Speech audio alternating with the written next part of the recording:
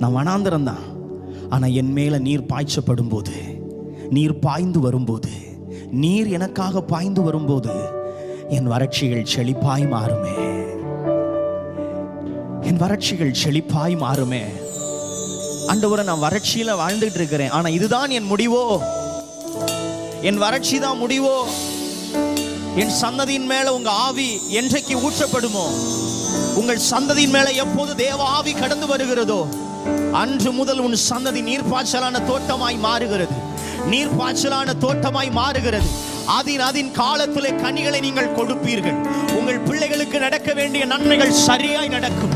உங்கள் பிள்ளைகள் சரியான நேரத்தில் கற்பம் பிறப்பார்கள். உங்கள் பிள்ளைகள் சரியான நேரத்தில் திருமண வாழ்வை அடைவார்கள். உங்கள் பிள்ளைகள் சரியான நேரத்தில் வாலிப பருவத்துக்குள்ளே வருவார்கள். உங்கள் பிள்ளைகள் இள வயதின் மரணத்தை பார்ப்பதில்லை.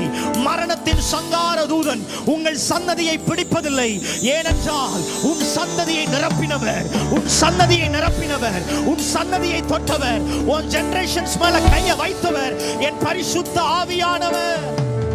நான் வனாந்தரம் தான், ஆனா என் மேல நீர் பாய்ச்சப்படும் போது, நீர் பாய்ந்து வரும்போது, நீர் எனக்காக பாய்ந்து வரும்போது என் வறட்சிகள் செழிப்பாய் மாறுமே. என் வறட்சிகள் செழிப்பாய் மாறுமே. ஆண்டவரே, நான் வறட்சியில வாழ்ந்துட்டு இருக்கிறேன், ஆனா இதுதான் என் முடிவோ? என் வறட்சி தான் முடிவோ?